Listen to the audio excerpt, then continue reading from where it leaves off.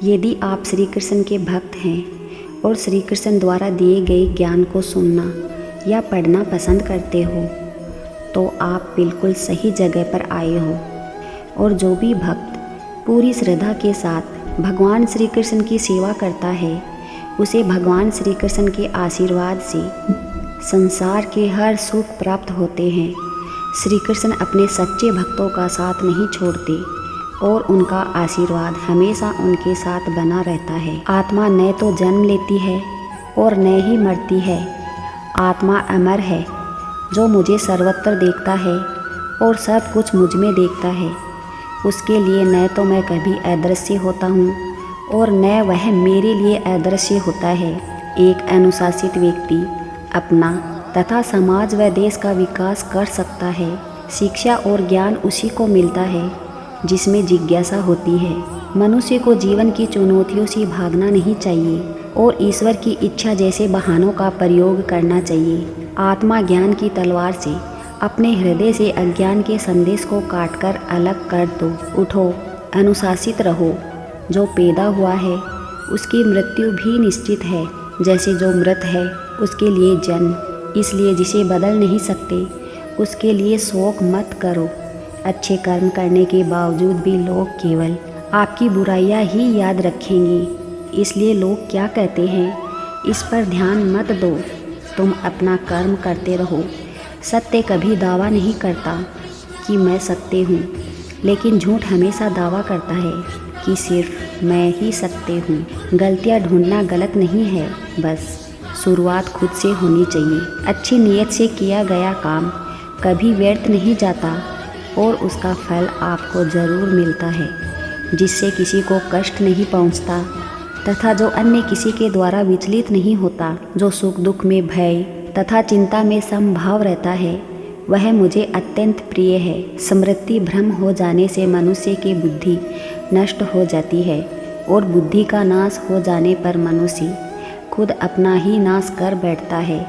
जो मनुष्य सुख और दुख में विचलित नहीं होता है, दोनों में समभाव रहता है, वह मनुष्य निश्चित रूप से मुक्ति के योग्य है। आत्मा को न तो शस्त्र काट सकते हैं, न पानी उसे भिगो सकता है, न हवा उसे सुखा सकती है। ध्यान का अर्थ है भीतर से मुस्कुराना और सेवा का अर्थ है इस मुस्कुराहट को औरों तक पहुंचाना। हृदय से जो दिया जा सकता है वो हाथ से नहीं, और मौन से जो कहा जा सकता है वो शब्दों से नहीं।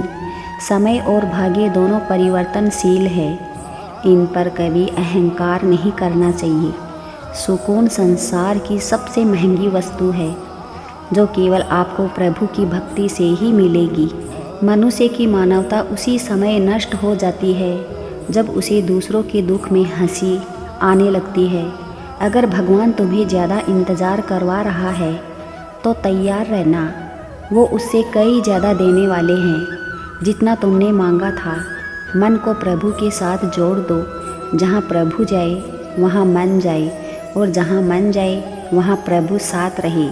मुश्किलें केवल बेहतरीन लोगों के हिस्से में आती है, क्योंकि वही लोग उसे बेहतरीन तरीके से अंजाम देने की ताकत रखते हैं। जो भी हुआ अच्छा हुआ, जो हो रहा है अच्छा हो रहा है, जो भी होगा अच्छा होगा। भविष्य के बारे में चिंता मत करो, वर्तमान में जियो। चिंता से घबराकर अपने लक्ष्य को न छोड़े, क्योंकि लक्ष्य मिलते ही निंदा करने वालों की राय बदल जाती है। जो सरलता से मिलता रहे उसका महत्व नहीं रह जाता। अक्सर खो देने के बाद समय, व्यक्ति और संबंध के मूल्यों का आभास होता है। चिंता मत करो, क्योंकि जिसने तुम्हें इस संसार में भेजा है उसे तुम्हारी ज़्यादा चिंता है। किसी और का काम पूर्णता से करने से कहीं अच्छा है कि अपना काम करे, भले ही उसे अपूर्णता के साथ करना पड़े। उस दिन हमारी सारी परेशानी खत्म हो जाएगी, जिस दिन हमें यकीन हो जाएगा कि हमारा सारा काम ईश्वर की मर्जी से होता है। ज़्यादा खुश होने पर और ज़्यादा सुखी होने पर निर्णय नहीं लेना चाहिए, क्योंकि यह दोनों ही परिस्थितियाँ आपको सही निर्णय नहीं लेने देती है। कुछ लोग अपने अधिकार के लिए तो संघर्ष करते हैं, परंतु अपने कर्तव्यों को भूल जाते हैं। इसलिए ईश्वर की शरण में निस्वार्थ भाव से जाए, क्योंकि आपको क्या चाहिए उन्हें पता है। इंसान बिना मुहूर्त के जन्म लेता है और बिना मुहूर्त के ही दुनिया से चला जाता है।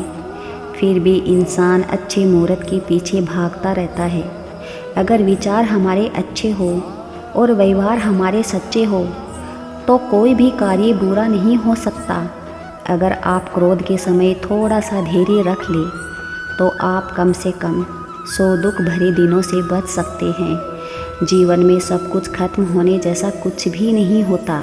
हमेशा एक नई शुरुआत हमारा इंतज़ार कर रही होती है। यदि तुम्हारे अंदर खुद को बदलने की ताकत नहीं है तो तुम्हारा कोई अधिकार नहीं कि तुम भगवान या भाग्य को दोष दो। समय जब पलटता है तो सब कुछ पलट देता है। इसलिए अच्छे समय में घमंड ना करें और बुरे वक्त में सब्र रखना ना छोड़ें। कर्म का धर्म से अधिक महत्व है, क्योंकि धर्म केवल भगवान से मांगना पड़ता है, पर कर्म करने पर भगवान स्वयं फल देता है।